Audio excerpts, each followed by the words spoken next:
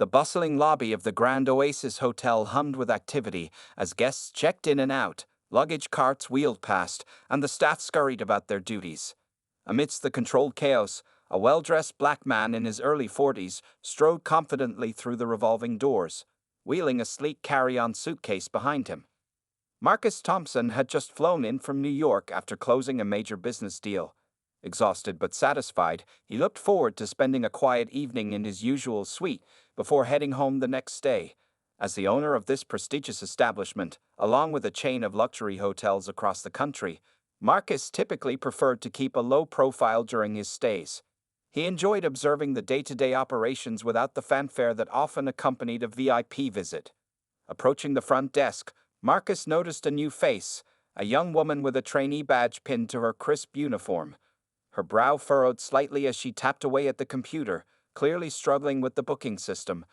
Marcus waited patiently, understanding the learning curve all too well. "Good evening, sir. How may I help you?" the trainee asked, a nervous smile playing at the corners of her mouth. "I'd like to check in, please. The name's Thompson," Marcus replied warmly, hoping to put her at ease. The young woman's fingers flew across the keyboard as she searched for the reservation. Her frown deepened as she scrolled through the system. "I'm sorry, sir, but I'm not seeing any reservation under that name. Are you sure you have a booking for tonight?" Marcus chuckled softly. "Ah, my apologies. I should have mentioned, I have a standing reservation. It's under the owner's suite." The trainee's eyes widened slightly, a flicker of confusion crossing her face. She glanced uncertainly at her supervisor, who was busy with another guest. "The owner's suite?" she repeated hesitantly. "That's right," Marcus confirmed, his tone remaining friendly. "I usually check myself in, but I thought I'd give the new system a try tonight." The young woman's discomfort was palpable as she stammered. "I'm sorry, sir, but I don't have access to that information. Perhaps there's been some misunderstanding. Maybe I could help you find another available room for the night." Marcus opened his mouth to explain further when a booming voice cut through their conversation. "Is there a problem here, Jessica?" The hotel's day manager, a portly man named Frank, approached the desk with a stern expression.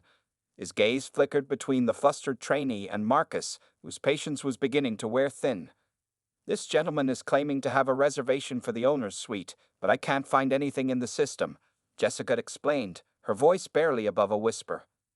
Frank's eyebrows shot up as he turned to Marcus, giving him a once-over that made the latter's skin crawl. "Sir, I'm afraid there must be some mistake. The owner's suite is strictly off-limits to guests. Perhaps you'd like to book a regular room instead." Marcus took a deep breath, reminding himself that this was precisely why he preferred to handle his own check-ins. "There's no mistake, Frank. I am the owner, and I'd appreciate it if you could expedite the check-in process. It's been a long day." A tense silence fell over the lobby as nearby guests and staff turned to watch the unfolding drama.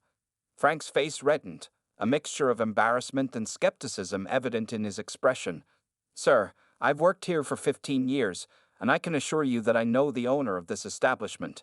Now, I'm going to have to ask you to leave if you can't produce a valid reservation."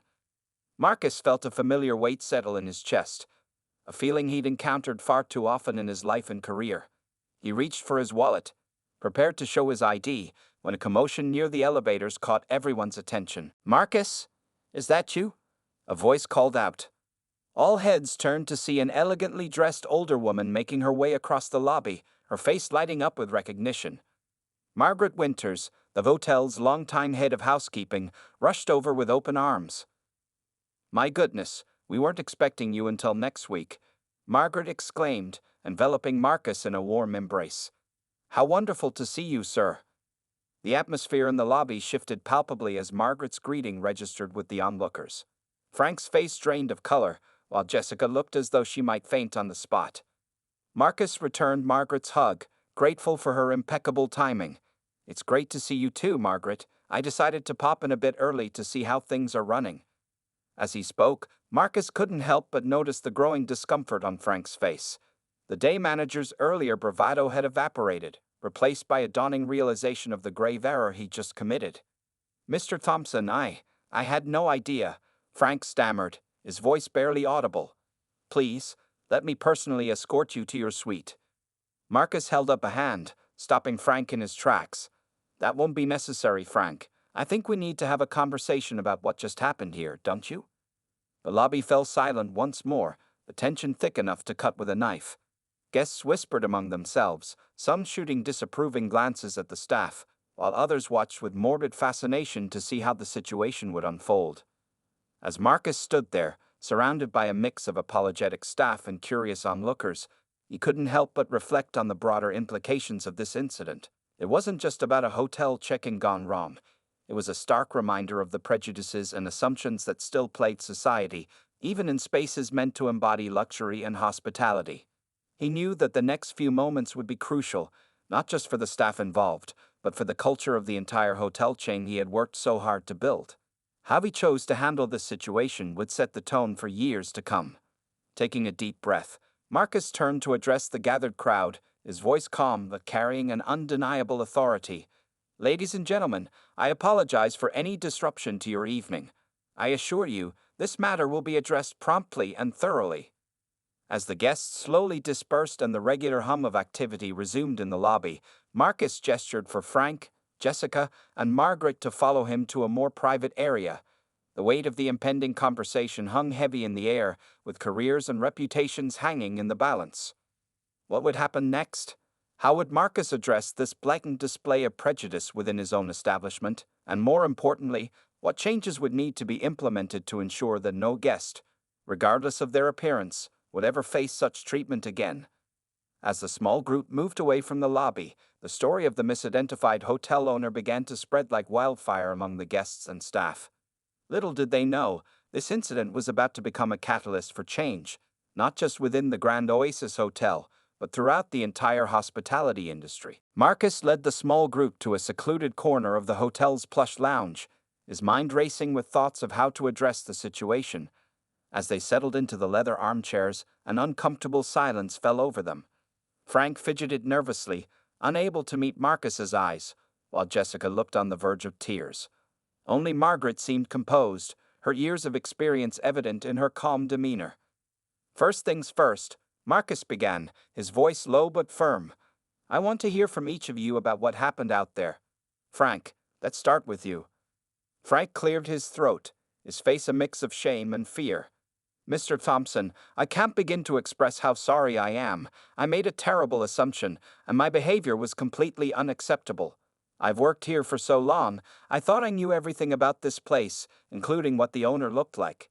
But that's no excuse for how I treated you." Marcus nodded, his expression unreadable.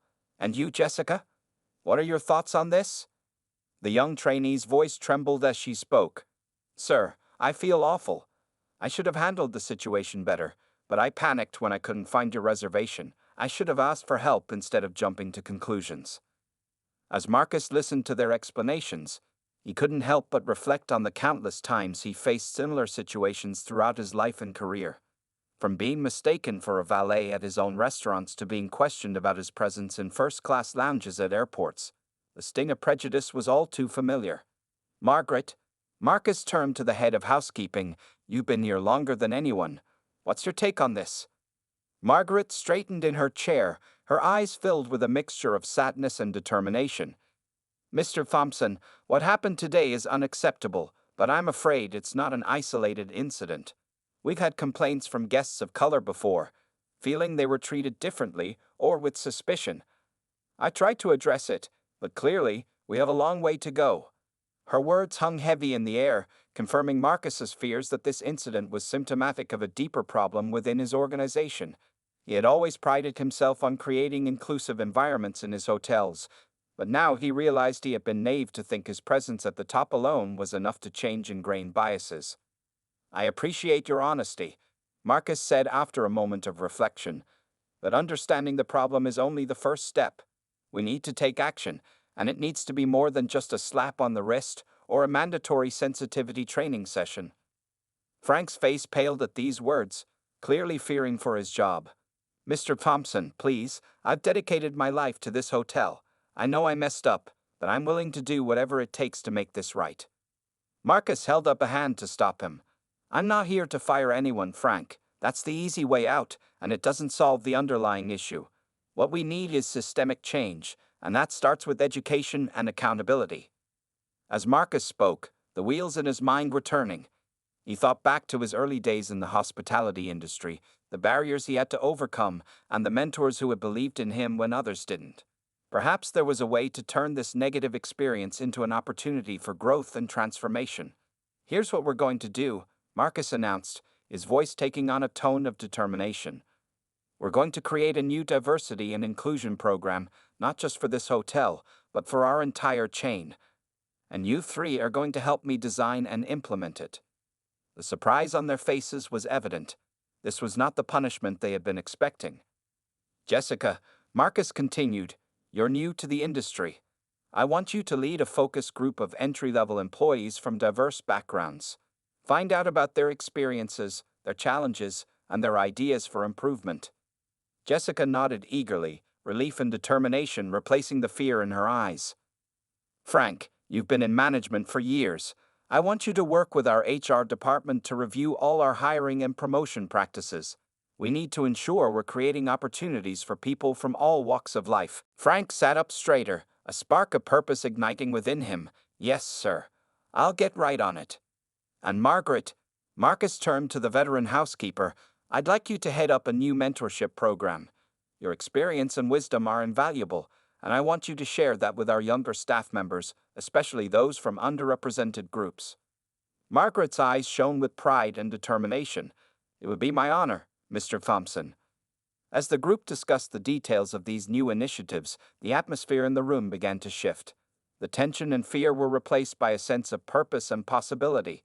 Even Frank, who had been dreading severe consequences, seemed energized by the opportunity to make amends and create positive change. However, Marcus knew that implementing these changes wouldn't be easy. He could already anticipate resistance from some longtime employees, skepticism from those who had heard empty promises before, and the challenges of changing deeply ingrained habits and perceptions. As the meeting wound down, Marcus stood up, signaling its end. "I want weekly progress reports from each of you. And remember, this isn't just about avoiding another incident like today. It's about creating a truly inclusive environment where every guest and employee feels valued and respected." The group filed out of the lounge, each lost in their own thoughts about the task ahead. As they reached the lobby, they found it buzzing with activity once again. But this time, there was an undercurrent of excitement and curiosity. Word had spread about the confrontation earlier, and now everyone was eager to catch a glimpse of the owner they had never known. Marcus watched as Frank and Jessica returned to their posts, their body language already showing a new sense of awareness and purpose. Margaret excused herself to begin planning for the mentorship program, her eyes alight with ideas. Left alone in the lobby, Marcus felt the weight of responsibility settle on his shoulders. He had built this hotel empire from the ground up, overcoming countless obstacles along the way. But now he faced perhaps his greatest challenge yet, changing not just policies and procedures, but hearts and minds. As he made his way to the elevator, Marcus couldn't help but wonder, would these new initiatives be enough? How would his staff and guests react to these changes? And most importantly, could he truly transform the culture of his hotels to reflect the values of inclusivity and respect he held so dear? The elevator doors closed, leaving Marcus alone with his thoughts and the enormous task ahead. Little did he know, the events of this day would set in motion a series of changes that would ripple far beyond the walls of the Grand Oasis Hotel, challenging the status quo of the entire hospitality industry. As Marcus stepped into his suite, the weight of the day's events settled heavily upon him. He loosened his tie and sank into a plush armchair, staring out at the twinkling city lights below. His phone buzzed incessantly. News of the incident had spread like wildfire through the hotel industry grapevine. Colleagues, competitors, and journalists were all clamoring for a statement. Meanwhile, down in the employee break room, a heated discussion was underway. Some staff members, like Jessica, were energized by the prospect of change. Others, particularly those who had worked alongside Frank for years, were defensive and skeptical. "It was an honest mistake," grumbled Tom, a longtime bellhop. "Now we're all going to be walking on eggshells, afraid to look at a guest the wrong way." Sarah, a young black woman who had recently joined the housekeeping staff, spoke up hesitantly. "But don't you see? That's exactly the point. We shouldn't be treating any guests differently based on how they look." The room fell silent, the tension palpable as her words sank in. Across town, in a dimly lit bar, Frank nursed a whiskey, replaying the day's events in his mind. He prided himself on running a tight ship, on knowing every in and out of the hotel business. How could he have been so blind? As he pondered his future, he noticed a group of fellow hotel managers at a nearby table, engrossed in animated conversation. "Did you hear about the fiasco at the Grand Oasis?" one of them said, loud enough for Frank to overhear. "Apparently, they kicked out their own black owner. Can you imagine?"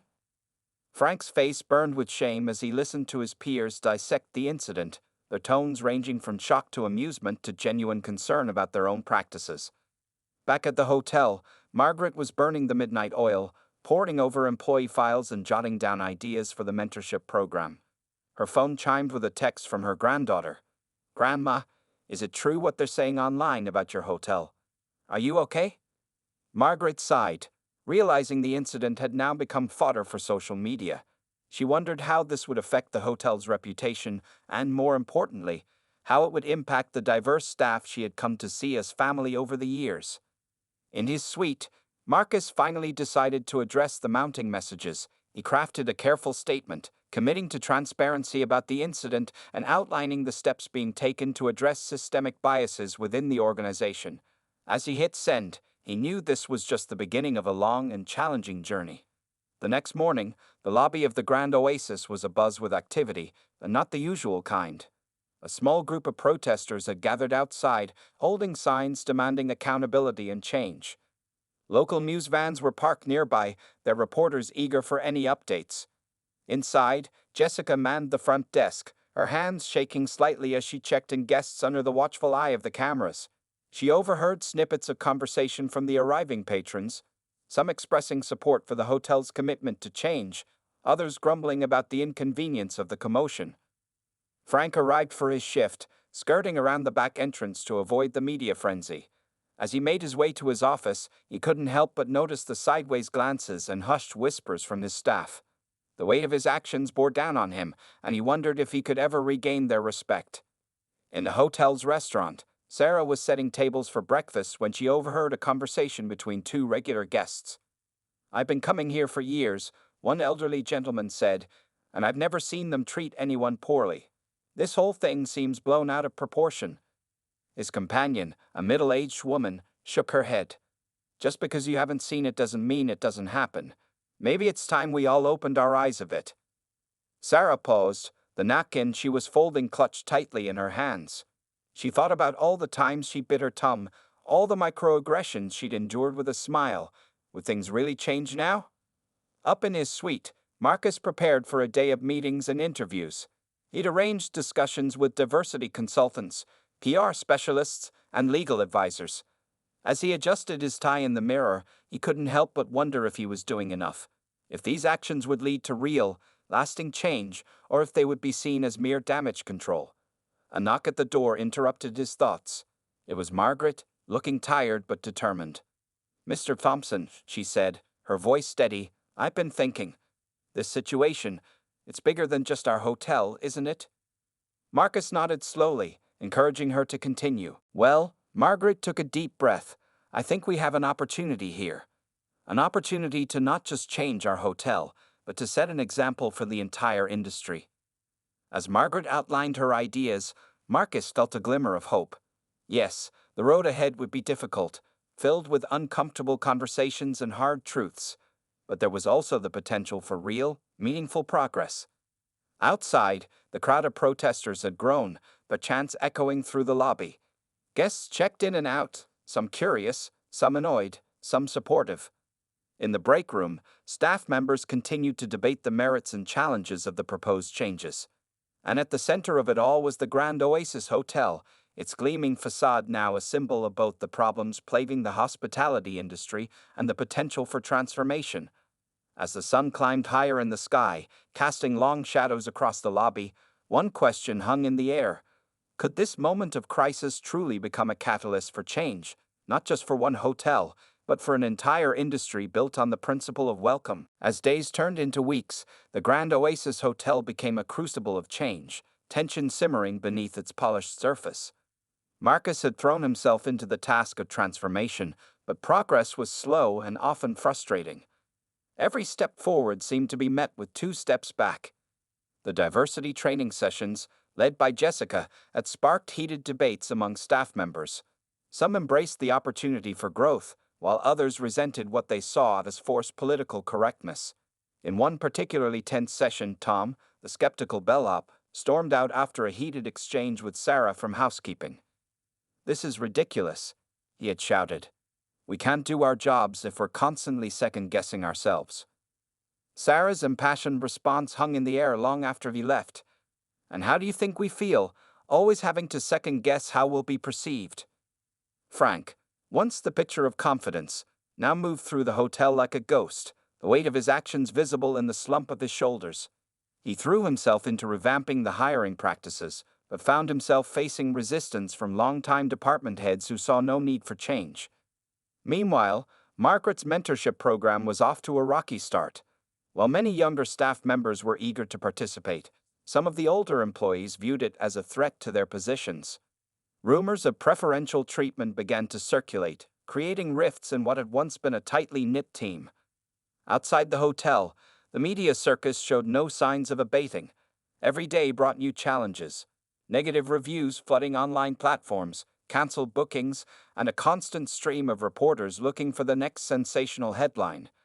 Marcus found himself walking a tightrope, trying to balance transparency with protecting his staff and guests from undue scrutiny. As the pressure mounted, cracks began to show. Late one night, Marcus overheard a heated argument between two executives in a supposedly empty conference room. "We're hemorrhaging money," one voice hissed. "If this keeps up, we'll have to start laying people off." "And what do you suggest?" the other shot back. "We go back to business as usual and pretend none of this ever happened." The exchange left Marcus shaken. He had known there would be financial repercussions, but hearing it laid out so starkly brought home the stakes of their undertaking. Just when it seemed things couldn't get more tense, a new crisis erupted. A group of high-profile guests, in town for a major business conference, threatened to pull out of their reservation en masse. Their reason? They didn't want to stay at a hotel embroiled in controversy. As Marcus sat in emergency meetings with his executive team, trying to salvage the situation, he couldn't help but wonder if he had bitten off more than he could chew. Was it possible to change an entire industry's culture, or was he just tilting at windmills? The next morning dawned gray and drizzly, matching the mood that had settled over the Grand Oasis. As Marcus made his way through the lobby, he could feel the weight of every glance, the tension in every forced smile.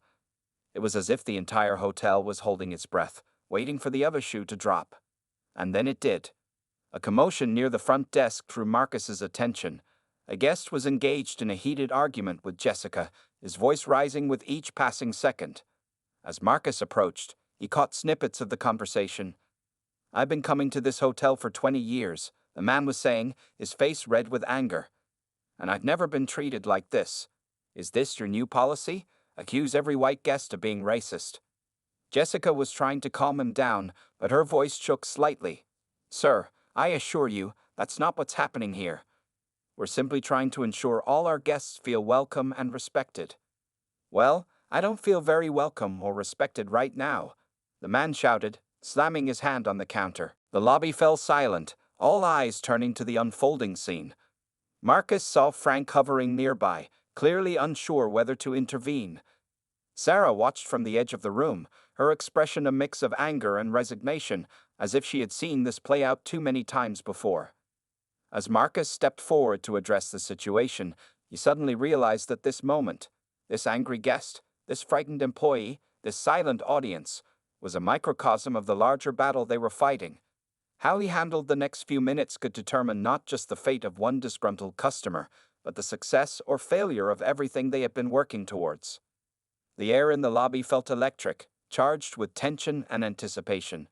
Marcus took a deep breath, acutely aware that every person in the room, staff and guests alike, was watching, waiting to see what he would do.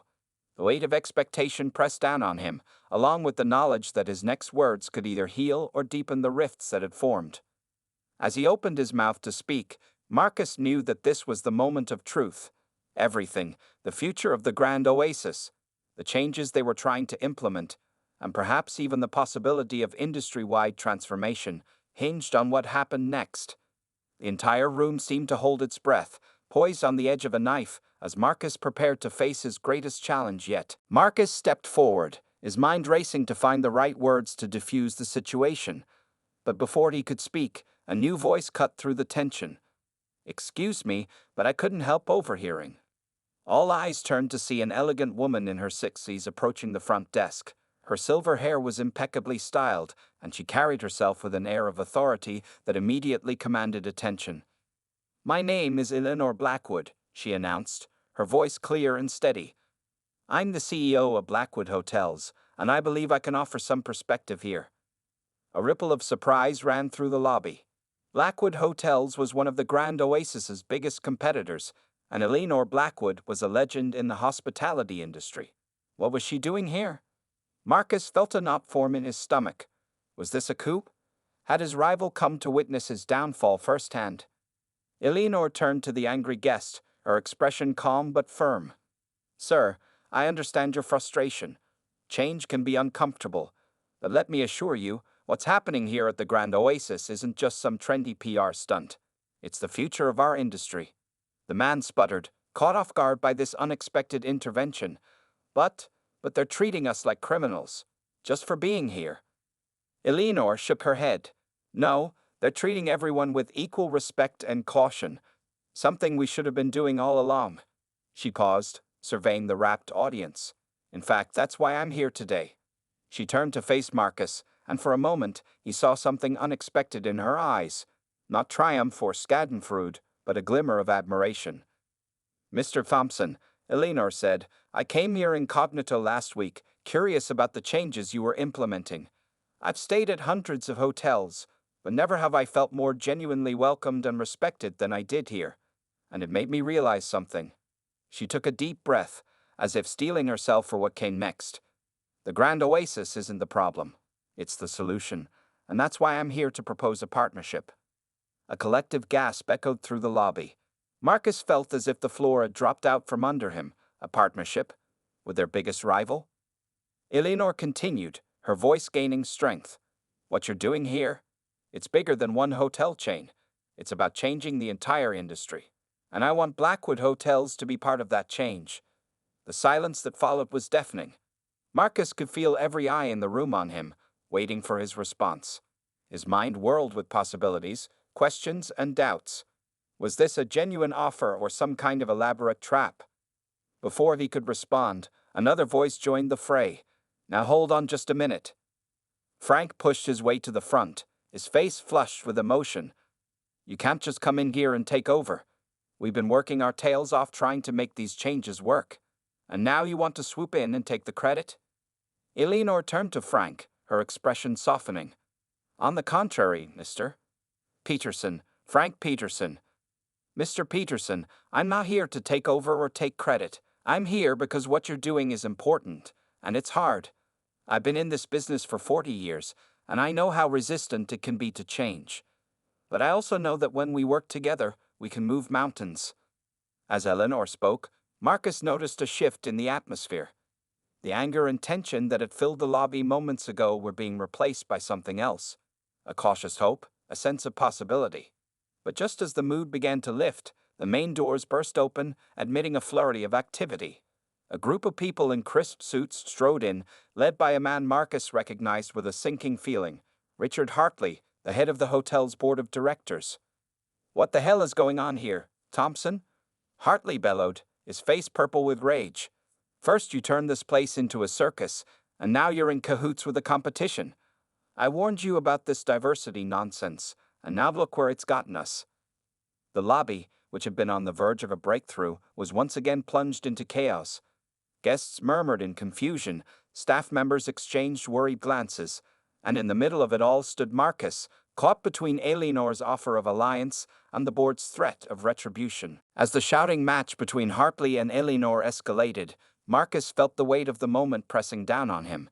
The future of the Grand Oasis, the changes they'd fought so hard to implement, and now the possibility of industry-wide transformation. It all hung in the balance.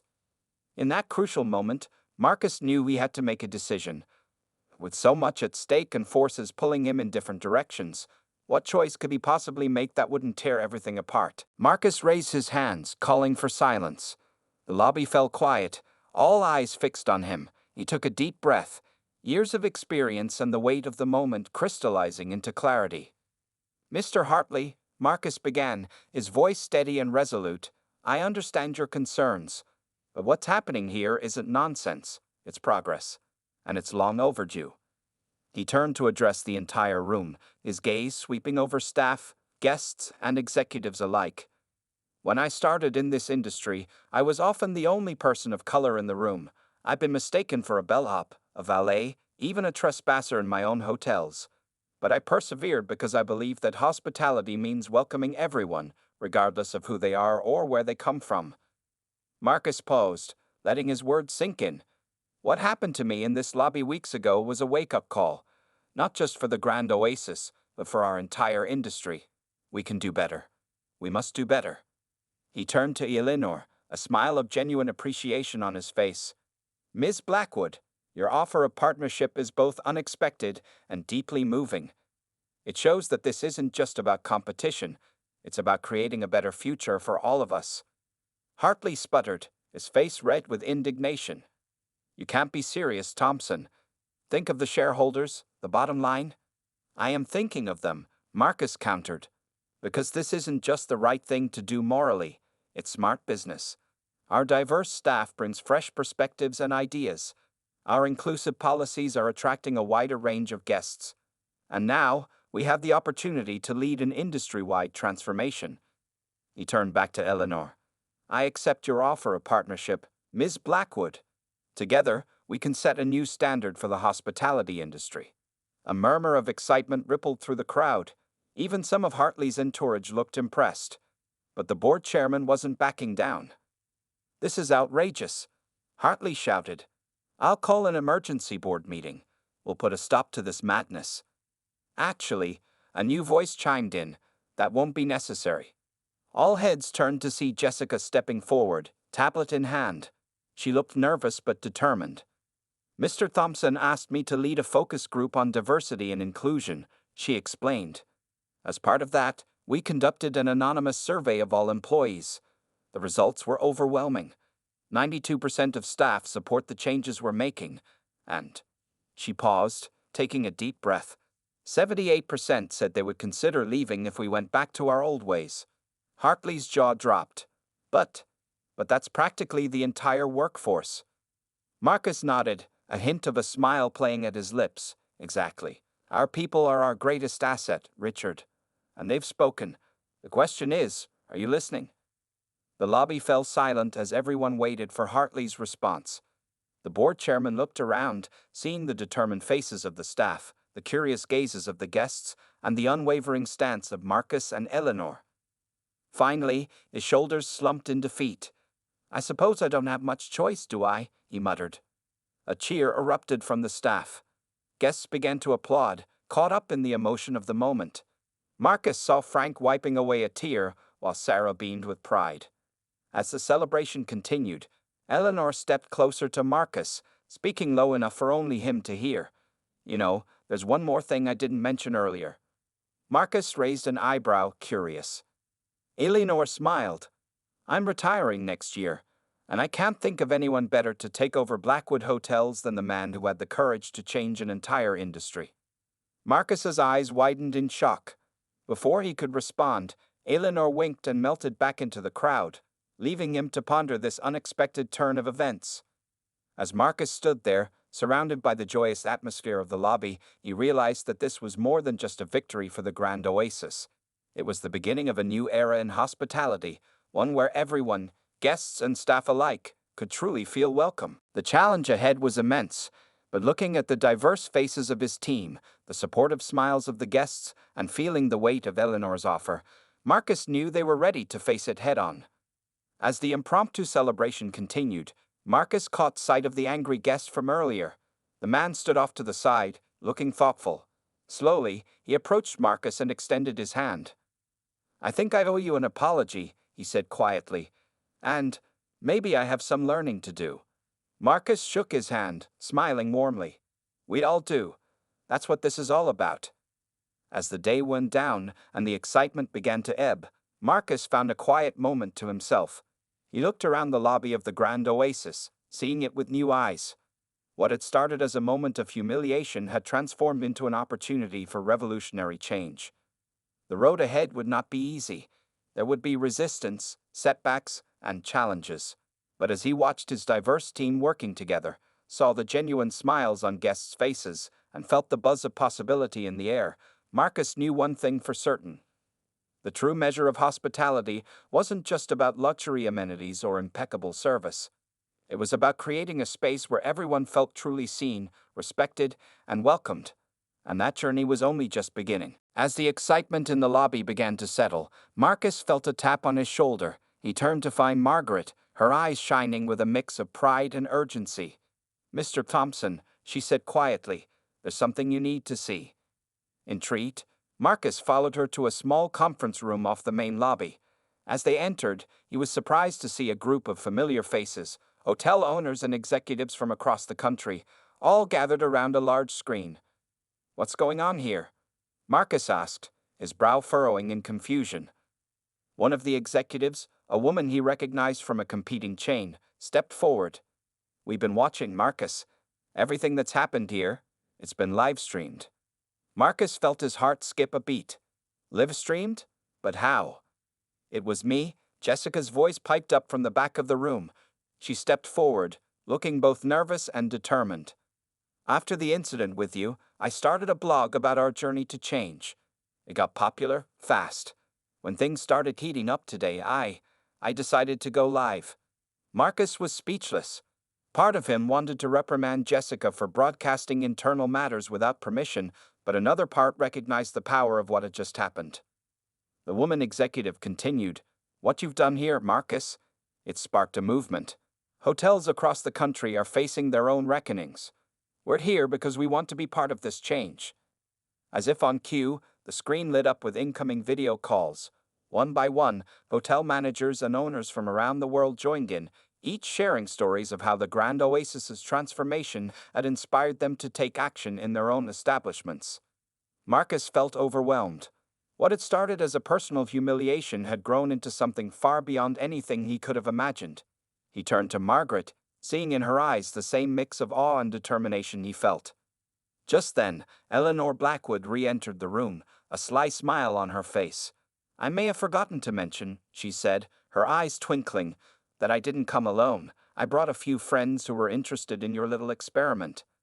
As the reality of the situation sank in, Marcus realized that this wasn't just about changing one hotel, or even one chain. They were on the brink of transforming the entire global hospitality industry. But before he could fully process this, the door burst open once more. Frank rushed in, out of breath and clutching a tablet. "Mr. Thompson, you need to see this." He thrust the tablet into Marcus's hands. On the screen was a breaking news article. "Anonymous whistleblower exposes systemic discrimination in hotel industry." As Marcus skimmed the article, his heart sank.